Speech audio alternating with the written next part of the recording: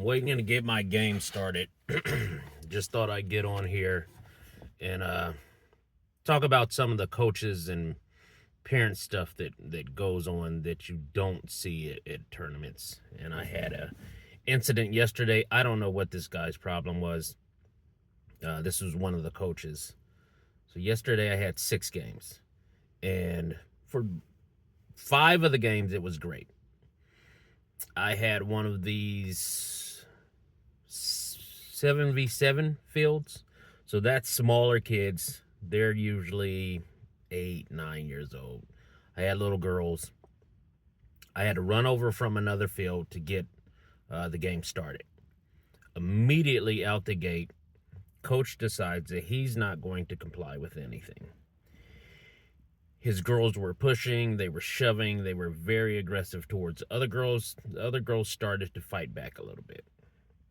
But what happened was there was a foul from one little girl pushing off on another little girl. I blow my whistle, call the foul. He immediately asked, "What is the law of the game?" Now, one, I used to, when I was a newer referee, I would want to give an explanation. I'm thinking that, we can talk this out and you'll understand. They don't. I thought that I knew what I was doing and that the trainer who had trained me he just didn't know what he was talking about. I knew what I was doing, and I didn't. This is the correct procedure that the trainer gave us, and I use this now and to this day because I find that it helps, and you're just not going to win any type of argument with these people, especially with coaches or parents when they're asking a question. So there was 2 things that happened. Coach says, "What is the law of that? What did she do?" I give my answers in 6 words or less. So what I told him was, it was a foul.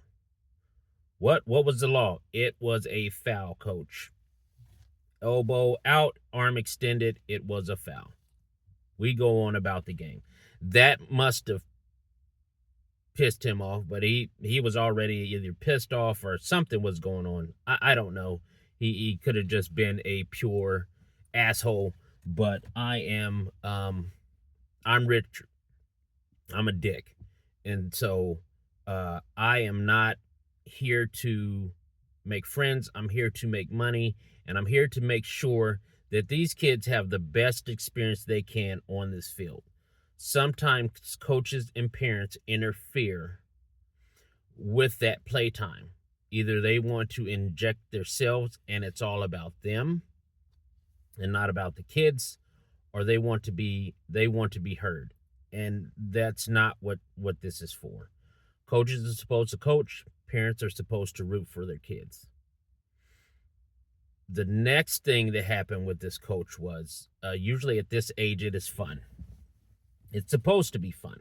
It's not supposed to be highly competitive where we are going for the World Cup or anything like that. These parents thought that it was. But one little girl shoves another little girl. I blow the whistle, and coach gets a little bit upset. I don't like to yellow card in these types of situations. What I try to do, and with that age group, you try to remember what their physical and mental capabilities are. Usually you'll take the little girl, boy, whatever it is, you take them off the field. You say, "Hey, coach, are you able to just take them out one play? I see that little Sally is frustrated. Can you take Sally off for one play, and we'll just put her back in? I just need her to cool down for a little bit so I don't have to give a yellow card." He says, "No, I'm not doing that. This isn't high school. Just give her a yellow." Okay, so I gave her a yellow. Parents go out. "Oh, no. Oh, you gave Sally a yellow. Oh, she's crying. The other girls are crying." At this point, that's not my problem. My problem is to regulate the game by the laws of the game. We proceed with the game. the girls keep fouling, and I keep calling fouls. Now, the other blue team, if they did foul, there is, I don't know if you know about soccer, but if you don't, there is a thing called advantage, which means a player can be getting fouled, but as long as they have control of the ball, you can kind of have some discretion. His team, the girls were getting fouled a little bit. It wasn't too blatant. It wasn't too aggressive or egregious like his girls were doing to the blue team. There was the blue and the red team. So I let them play so that they could possibly score a goal. Another foul happened. The parents get upset, and they start chirping. Oh, my little girl is she's upset. She's crying now. Well, Sally shouldn't have been fouling.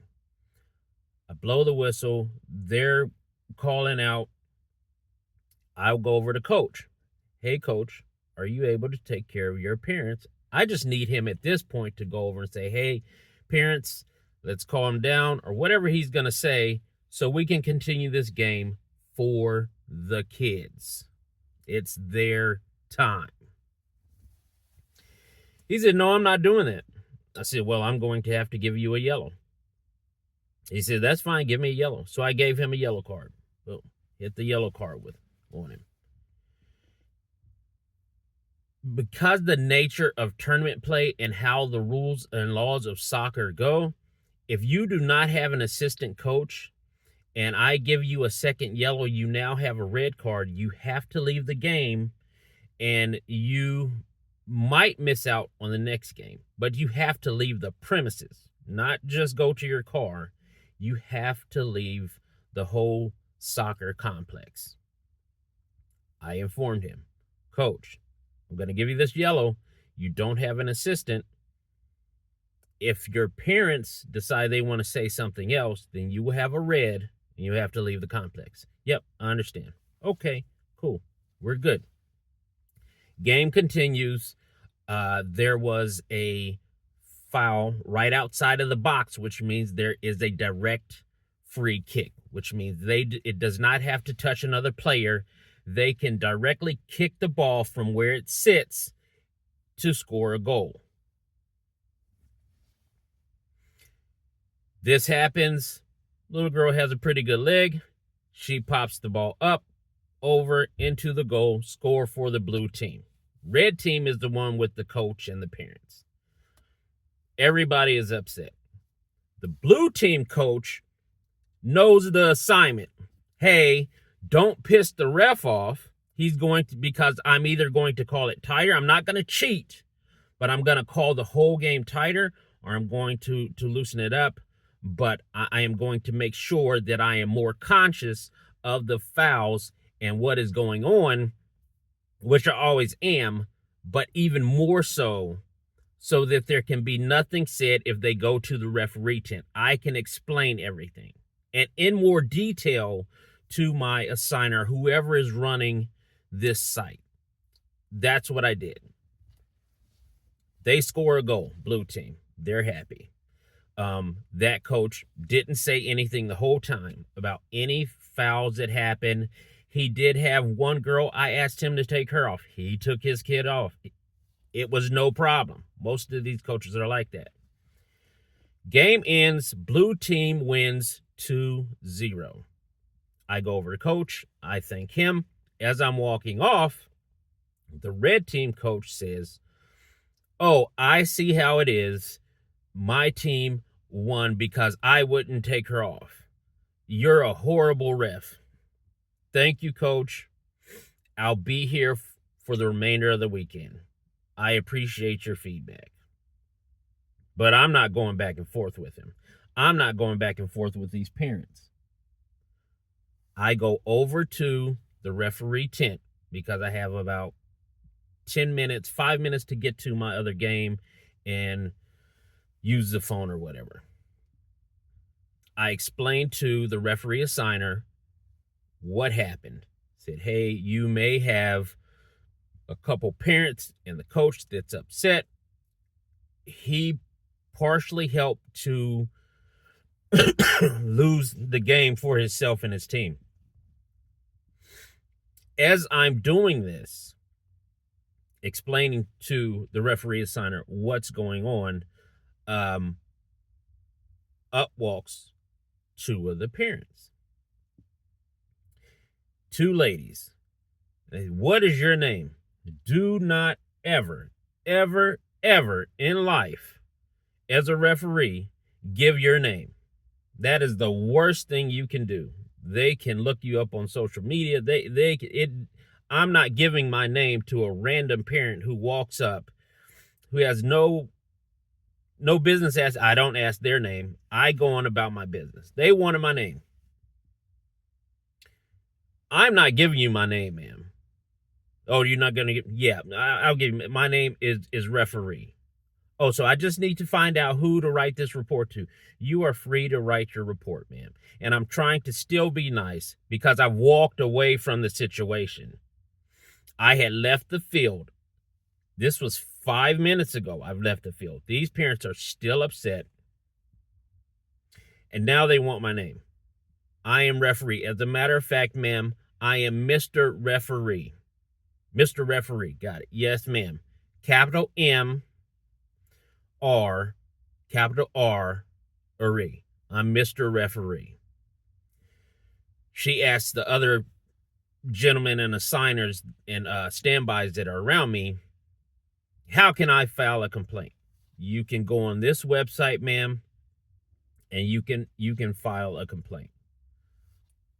Still, I'm still okay. I'm cool. I just let her know what's going on. The thing that pissed me off then, and that I really hate with other people, is I used to be a referee. You should call them. Used to be, and it was this old lady. She said, I used to be a referee. I said, well, your knees still look good. If you really want to make a difference, you come out here, you renew your referee license, and you come out here and you referee some of these games. That'll help us out. We are in a referee shortage, but coming up complaining is not going to help anything. Well, no, we're not doing that. You look like you have two good knees. If you really want to contribute to the game, get your referee license. And she kept talking. So I at that time walked off. Now one of the referee assigners, he decided that he wanted to talk to me about, well, you should just walk away. I did. What do you want me to do? I am not the one to continue to take a bunch of stuff from anyone. Not on the soccer field, not in life. That is not me. I am not going to continue to turn the other cheek. I never have, and I never will. I will give you a chance. I try to avoid situations. I try to walk away, which is what I did. And she came after me. Now, when you come after me, yes, I'm a bite back. I'm a bite now. It's kind of like you've cornered a dog. I walked away. I have had nothing to do with you now, and you're coming to start a fight. So you want to fight? Let's fight. I love a good fight. Let's fight. I try not to be in my older male status confrontational, and I was not. But when you bring it to my doorstep, you're gonna get it. After that, it was great. I had a few other games. They were girls' games. We're on the microphones communicating. It was a good time. But I just thought that I'm waiting now to go to my first game. I'm at the field. If you can see it behind me, it's pretty foggy. There is a frost alert. So our games are starting later today. I got the email this morning. On the way up here, it was an hour drive for me. It is 36 degrees right now. We're waiting, and my game can start at 9:20. I'll have a few games today, and this is the end of my soccer season. I know this one ran a little bit long, but coaches, parents, it's not a good idea. We're just trying to, it's not a good idea to come and batter us or come and pick a fight or decide that you don't want to do a law that you want to ask questions, but you don't want to do anything. It's not going to work that way. We are in control of all of you and have to control this game the way we have to control these games. And so by you being non-compliant, it really does a disservice not only to people that are trying to watch their kids play, but it's a disservice to the game. So with that, I'm going to get off of here. It's a little after 8 now. I've had my coffee or something to drink. I'm waiting to take my stuff out to the field. I hope everyone has a great day. I'm looking forward to the next season. And with that, I'm out.